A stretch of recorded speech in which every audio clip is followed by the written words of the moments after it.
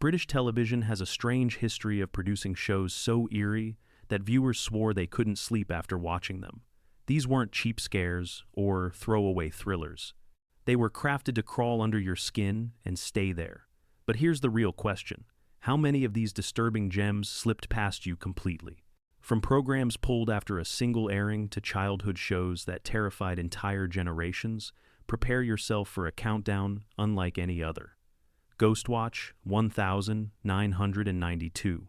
It was billed as a live broadcast, a simple investigation into a suburban haunting, hosted by familiar BBC faces. Yet what unfolded on the 31st of October 1992 would become one of the most infamous moments in television history. Ghostwatch didn't just play with fear, it weaponized trust. Millions of viewers genuinely believed they were watching a real family under siege from a violent spirit known as Pipes. The brilliance of Ghostwatch lay in its presentation. Instead of gothic sets or dramatic performances, it used the format of a news report. Anchors like Michael Parkinson brought an air of authority, while on the ground, reporters treated every creak and shadow as if it were unfolding live. For viewers at home, there was no clear line between fiction and fact. Calls flooded into the BBC switchboard from horrified households, many claiming to see things on screen that weren't really there. The show's climax pushed everything into nightmare territory. The haunting spread from the house to the studio itself, cutting to black as Parkinson appeared possessed. It was so convincing, the BBC was overwhelmed with complaints. The program was promptly banned from repeat broadcasts for years. Parents accused it of traumatizing children. Politicians even questioned whether television had gone too far. Looking back now, Ghostwatch stands as a one-of-a-kind experiment that blurred entertainment and reality so well that it became legend. It's not just scary television, it's a cultural ghost story in its own right. The Stone Tape, 1972. Imagine scientists setting out to uncover cutting-edge technology in an abandoned Victorian mansion, only to find themselves staring into echoes of the dead. That was Nigel Kneale's The Stone Tape, a made-for-TV film that aired in 1972 and has haunted viewers ever since. The story follows a team of researchers who believe they've discovered a breakthrough. The stone walls of the old house seem to record traumatic past events, playing them back like a supernatural videotape. At first, it's just unnerving shadows and spectral screams, but soon, it escalates into something far more sinister, as the scientists' hubris collides with forces beyond their understanding. What makes the Stone Tape so terrifying isn't just its ghostly premise, it's the way it combines science with horror.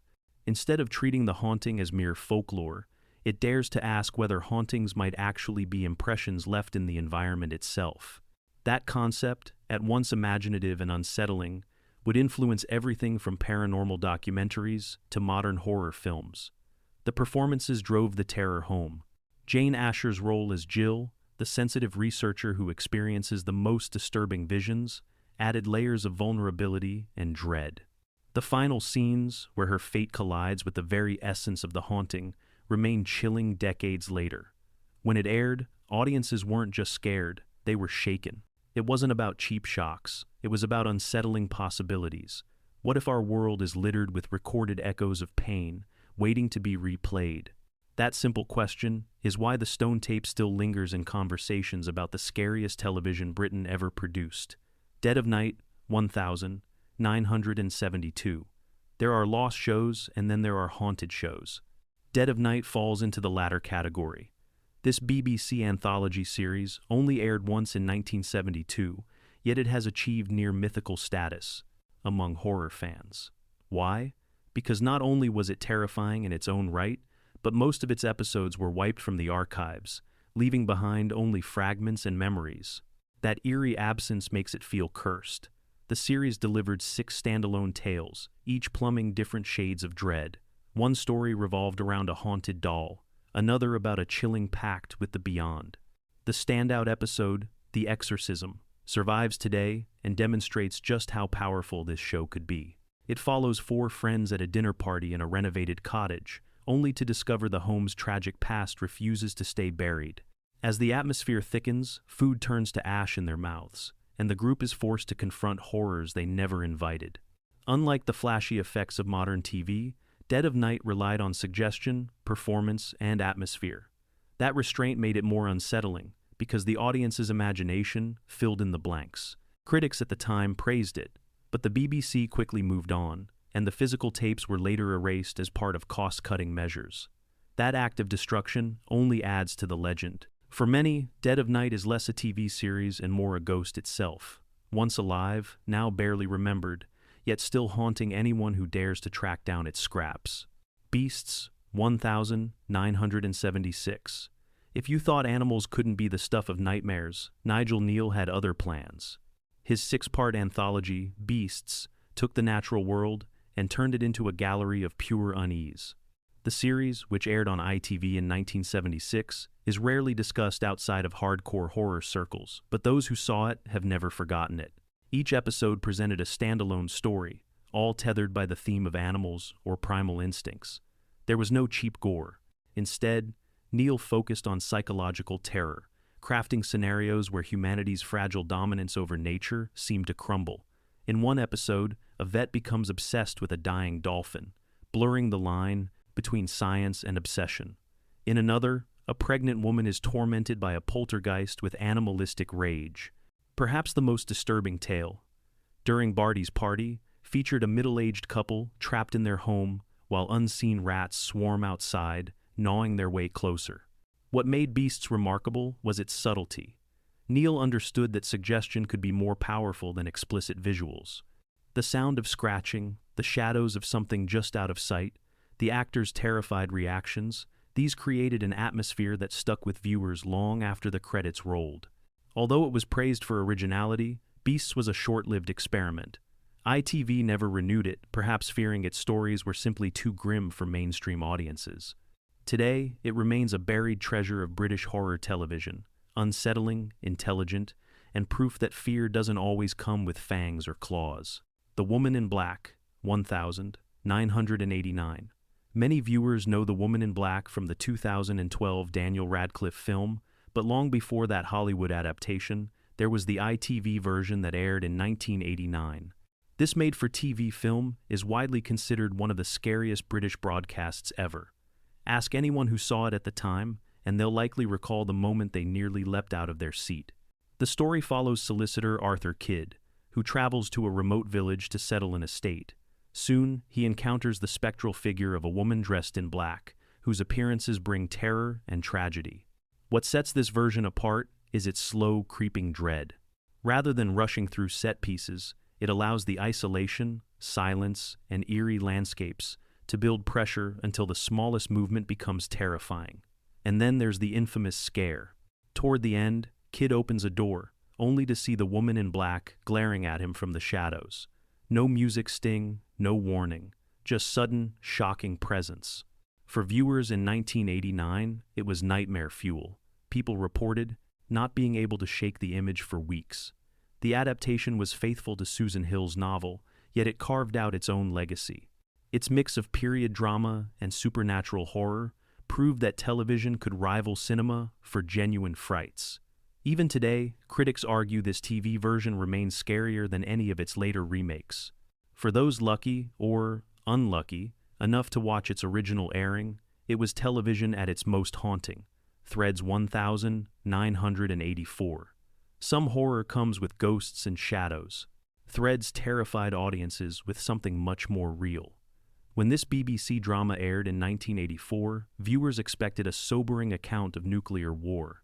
What they got was one of the most disturbing television experiences ever created, so effective that many people couldn't finish watching it. Set in Sheffield, Threads shows how an ordinary city unravels after a nuclear strike. There are no heroes, no last-minute rescues, no cinematic victories. Instead, the film depicts families slowly breaking apart as society collapses into ash and silence. The special effects, grimly realistic for their time, showed cities reduced to rubble and survivors struggling to stay alive in conditions no one wanted to imagine. But what really shook audiences wasn't the explosions. It was the long aftermath, radiation sickness, starvation, children born into a ruined world with no memory of life before. The film didn't just present a story, it showed a nightmare that felt all too possible during the height of Cold War tensions. Teachers reported students weeping after being shown the film in class. Adults claimed it gave them recurring dreams for years. The BBC only aired Threads twice on its main channels, and it developed a reputation as the show that broke Britain. Even today, its reputation precedes it. For many, it's not just the scariest British TV program, it's the most harrowing broadcast in history. Chiller 1995. By the mid-1990s, anthology horror had fallen out of fashion. Then came Chiller. This 5-episode ITV series was pitched as an event program, and for those who tuned in, it was a return to eerie, unsettling storytelling on primetime television. Each episode told a standalone tale, but all were linked by themes of hauntings, curses, and supernatural revenge. In Prophecy, a group of strangers meet at a seance only to discover they've been bound together by a terrifying fate. The Man with the X-ray Eyes follows a journalist investigating miracles, only to stumble into something far darker. Perhaps the most chilling installment, Here Comes the Mirror Man, explored the idea of being stalked by a shadow version of yourself, a concept that still unsettles viewers decades later. What made Chiller work was its blend of modern settings and timeless fears. Gone were castles and cobwebs. Instead, stories unfolded in office blocks, apartments, and suburban streets, making the supernatural feel uncomfortably close to everyday life. While critics were mixed, audiences who caught it remember being caught off guard by just how unnerving it was. The show wasn't repeated often, and that scarcity has only made it more legendary. For many, Chiller felt like British TV dipping one last time into the kind of creepy anthology storytelling that had thrived in the 70 seconds, and it proved there was still life left in the art of scaring people silly on a Tuesday night. Hammer House of Horror, 1980. By 1980, Hammer Films had already built its reputation as Britain's master of cinematic chills. But what happens when you take that Gothic tradition and compress it into a series of one-hour TV episodes?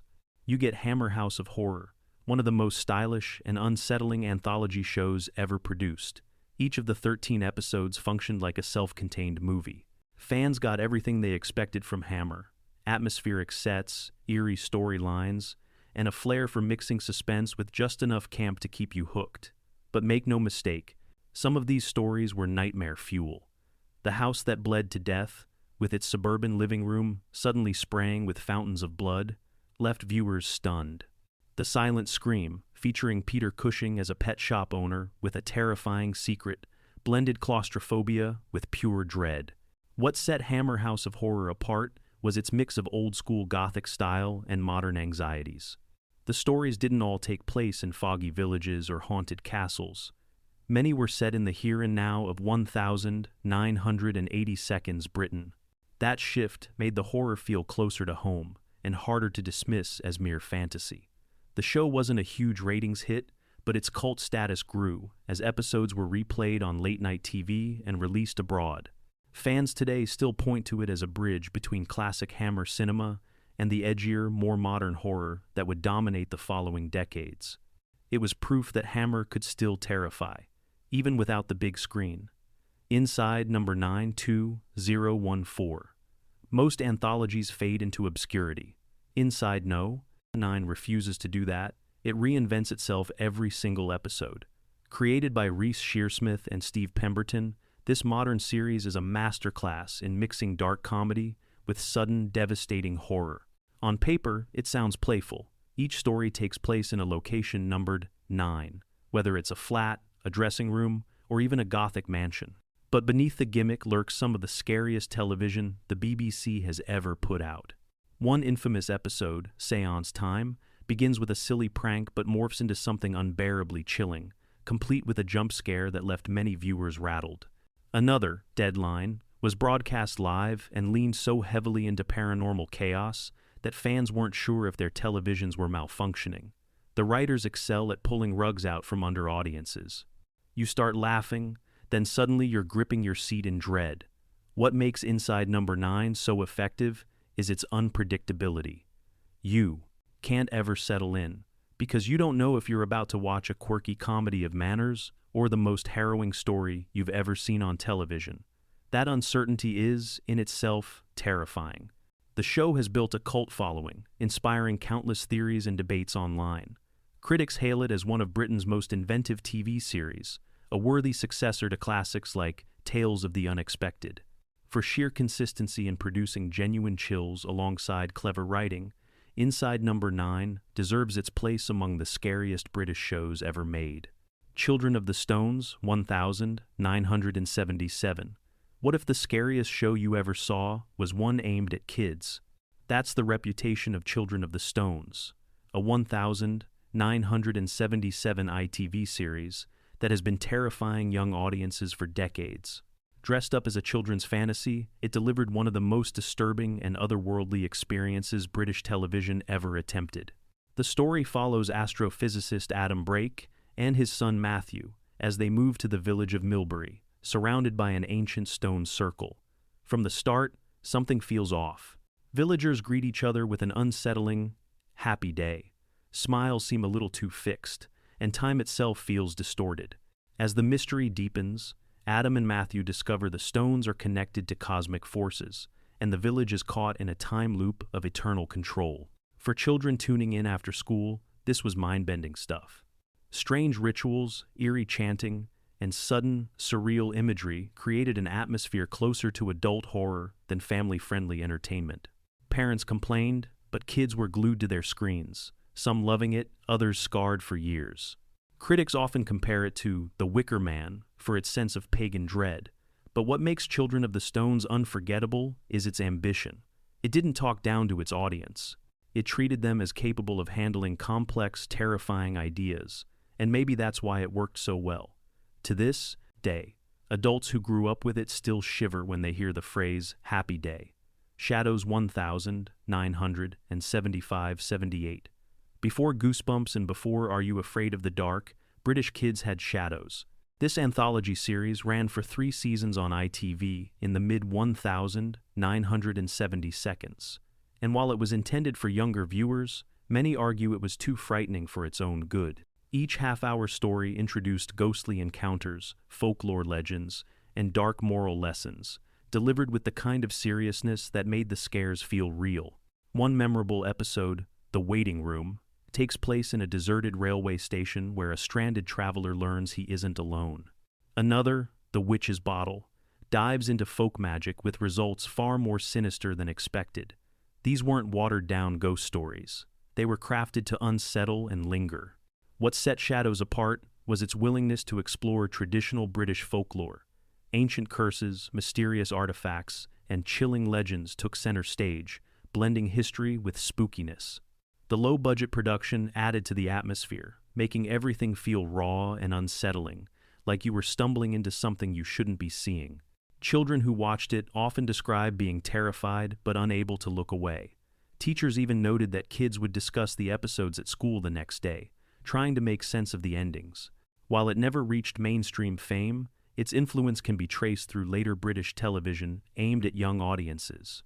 For many, Shadows was their first real taste of fear, and proof that children's TV in the 1970 seconds didn't pull its punches. The Omega Factor, 1979. Long before The X-Files made conspiracy horror fashionable, the BBC was already treading those shadowy waters with The Omega Factor.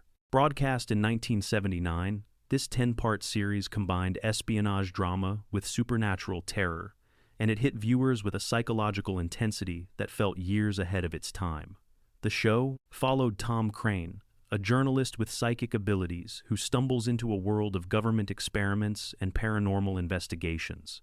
He's soon recruited into Department 7, a secretive group tasked with studying, and sometimes controlling, psychic phenomena. Each episode unraveled new terrors: possession, telekinesis, mind control, and the sinister possibility that human thought itself could be manipulated for dark purposes. What made the Omega Factor stand out was its willingness to push beyond the safe boundaries of ghost stories. This wasn't about creaking floorboards or spooky castles. It was about the idea that governments could weaponize the mind, that unseen forces could invade your thoughts, and that paranoia might not just be paranoia after all. Add in Louise Jameson's performance as Dr. Anne Reynolds, and the series had both intellectual weight and genuine heart. but it proved too unsettling for some. The BBC received complaints about its disturbing themes, and after just one season, the plug was pulled. That abrupt ending only deepened its reputation. Today, fans call it the scariest show the BBC wishes you'd forget. Looking back, the Omega Factor feels prophetic. It captured the growing unease of the late 1970s, when people wondered how far science and politics might go.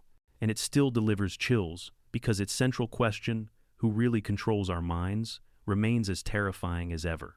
From fake broadcasts that fooled the nation to children's shows that scarred an entire generation, British television has never been afraid to push its audience into the shadows. The scariest part? Most of these programs aired only once, or not at all since, leaving their legends to grow bigger and darker over time. Which of these nightmare-inducing shows do you think deserves the crown? Drop your thoughts in the comments, hit like, and subscribe for more.